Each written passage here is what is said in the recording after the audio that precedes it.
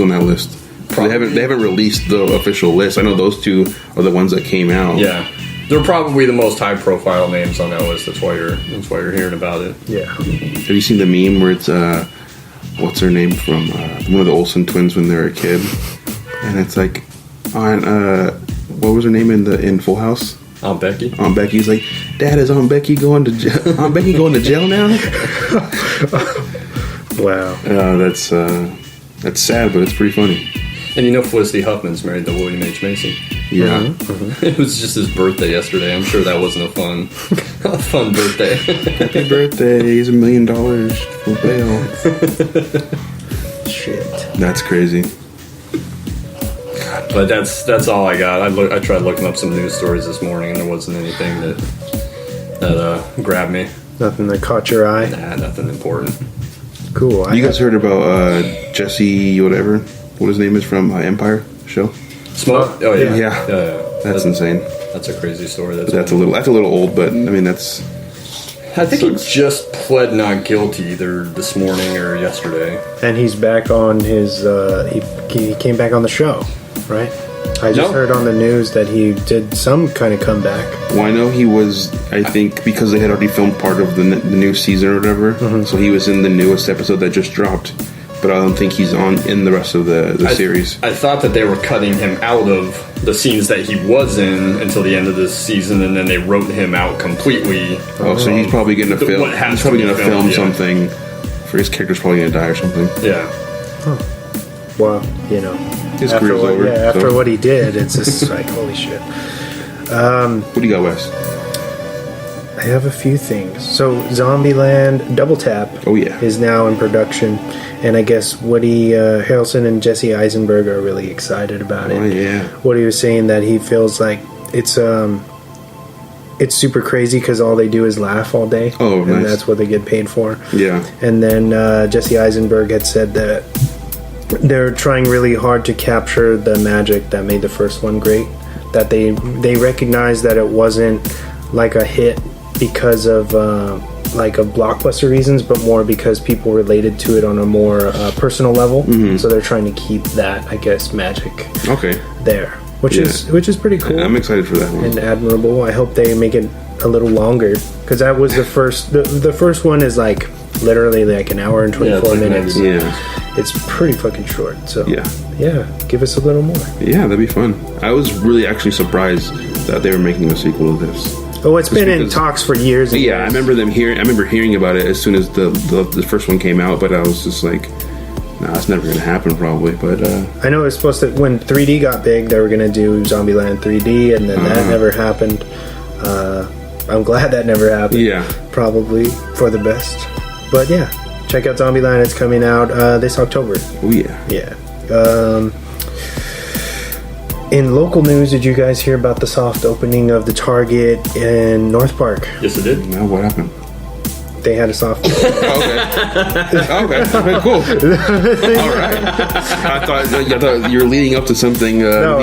Anticipation was... No, I just didn't know if you... Because at 8:01. Well, because you... Because you're a former Target employee, and you don't really venture off into North Park because you're from Santee. I thought that'd be interesting. That's in the building that used to be like Wang's Chinese food, and before that it was Big Lots. And, it's right across from North Park Sushi. North Park Sushi is like. Is it a regular Target or is it like a Target Express? I believe it's supposed to be an Express, but they have so much room that they really could pull off being just like a lower volume. A lower volume Target. It's got 2 stories. Oh yeah, they could. Yeah, it's 2 stories. I think they have one. If I'm correct, they should have one hidden story between for backstock. Yeah. Because I've been through that building when it was vacant and stuff. Oh, really? Yeah, so it's pretty interesting. I know it's been controversial because they fucked up the mural of the dinosaur that's been there for maybe more than 10 years, and there was a petition to keep it, and they said whatever, we don't care. We're Target. They painted over it. We're better than that. Besides that, I think that it looks really nice. Like the the more industrial look that they went for, the outside and everything.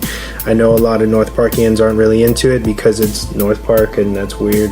The big Target sign right there. But, Yeah. I think as long as they're able to get the parking under, in some kind of order, Yeah. it'll be cool for people who maybe don't drive or that like to stay local. That's right. They don't have a lot.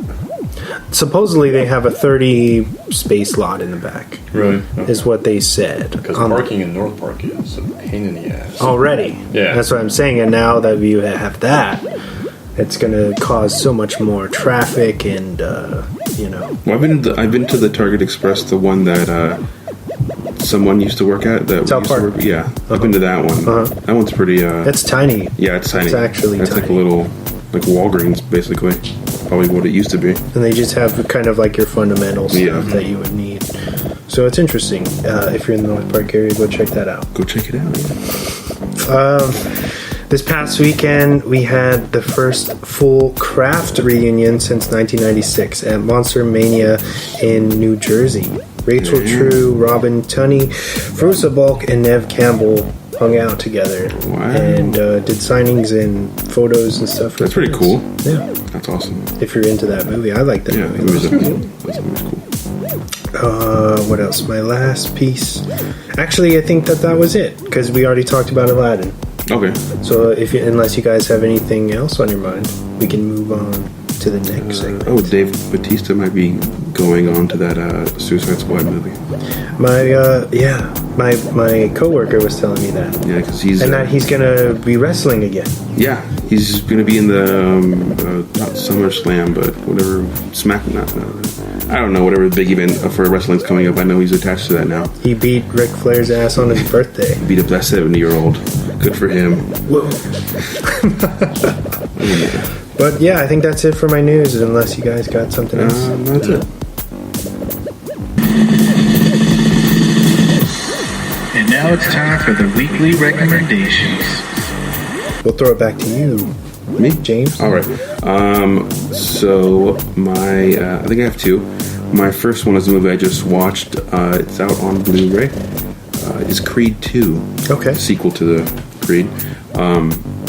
It's really good. It takes place, I think, maybe a couple years after the first one, and it pulls on the heartstrings a little bit. It's a good movie.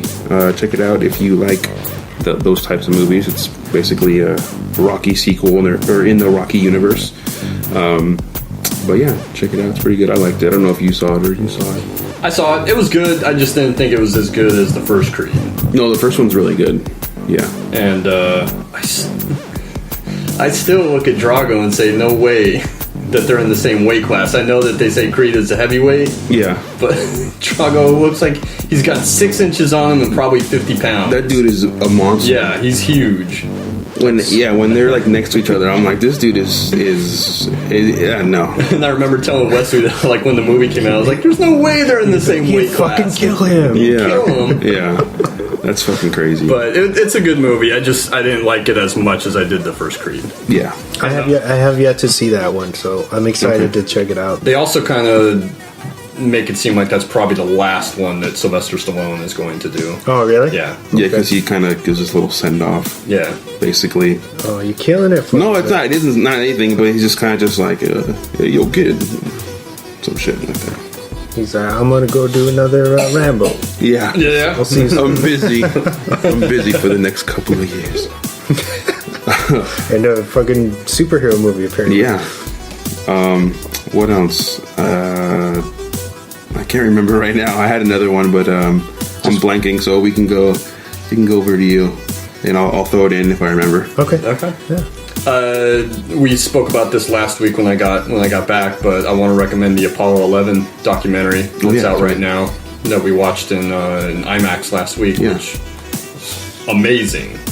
Amazing if you have a chance to catch it in IMAX. I think Captain Marvel bumped it though. Yeah. But I think it still is playing. So if you get a chance to see it on the big screen, it was something to see, and especially with the good sound system, because like when they show the Saturn V taking off, it's incredible. Like the whole theater was shaking, the seats were shaking, everything. And it's not like a documentary with like talking heads talking about everything. It's just basically the footage, NASA footage in chronological order. Oh, so it kind of pushes the narrative. itself. It's got its own narrative. There's only one, maybe two times where it cuts away to something else. That's like takes place before what's currently happening. But other than that, there's no talking heads. There's no commentary on anything. It's not someone looking back on, you know, the 50th anniversary. It's all the footage as it's happening. Okay. And they do some cool stuff too. They have like a little, when they're doing maneuver, when they're trying to land on the moon, there's like a little counter almost at the bottom that's counting how many seconds of fuel they have left and what their altitude is, and or when they're doing the maneuver, how fast they're going, and you can see it ramping up as they're speeding up, going you know, 30, 40, 50,000 miles an hour when they're doing the maneuver. It was amazing. So I highly recommend that. And the second one I have for you guys is Documentary Now. It's currently on IFC. I think the first 2 seasons are on Netflix. From Fred Armisen and Bill Hader, Seth Meyers. It parodies famous documentaries, but you don't have to have seen the documentary that they're parodying to get it. Because the humor stands by itself. But if you have seen it, it adds a little bit extra something. But it's super funny. They usually have this season especially seems like they got some pretty big guest stars. They had Michael Keaton, Owen Wilson, Kate Blanchett in it, and really, really funny show. So I highly recommend that. Is that it? Yeah, those are my 2. Sorry. So my one and only, since I've been super busy with work, I saw Captain Marvel last night. Nice. And it was awesome. It was fun. It's definitely one of the better standalone Marvel movies that have come out. I think it feels very authentic, and it doesn't try to push like, oh, Endgame, Endgame. You know, it's not really beating you over the head with anything else. I feel like its integration with that universe was very subtle and kind of how do you say, like, authentic. You know, they tie it in with Avengers, obviously, Guardians, everything. It's pretty interesting. Nice. And the fact that it takes place like in the mid '90s is fun. They did a really good job with that. It's got a good soundtrack. Good 90s soundtrack. Yeah, the way they blended the music in with the as a period piece was really fun to see, because I grew up in that time. Brie Larson is really good. I know, there's a lot of controversy surrounding her and that character, and I can see why. It's just because it's pushing the whole kind of rebel feminist take, and that's kind of a new thing for Marvel, at least. I think. And it'll be interesting to see how she shapes up against Thanos. Yeah. I know she looks, for the trailer, anyone who hasn't seen the trailer for Endgame, you see her for like 2 seconds, which is pretty cool. Pretty nice. It's Thor's kind of just staring her down, and then like he puts his hand out and like next to her face, and then the hammer comes to him, and then he just like holds it, and he looks around at everybody. He's like, I like her, and she kind of gives this little smirk, and then it just cuts to Endgame. But she was good in Captain Marvel. Nice. I liked her a lot. I gotta check it out. Yeah, it's good. I remember my last one. Go ahead. American Gods Season 2.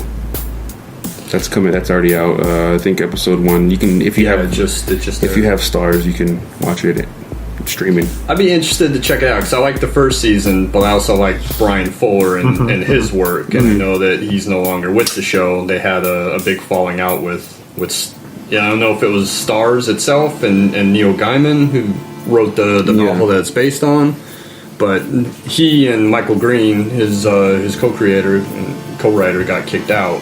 Okay. So I'd be interested to see the second season. I watched the first new showrunners for that. The there's kind of in charge. Okay. And I think the guy that replaced Fuller and Green is out too.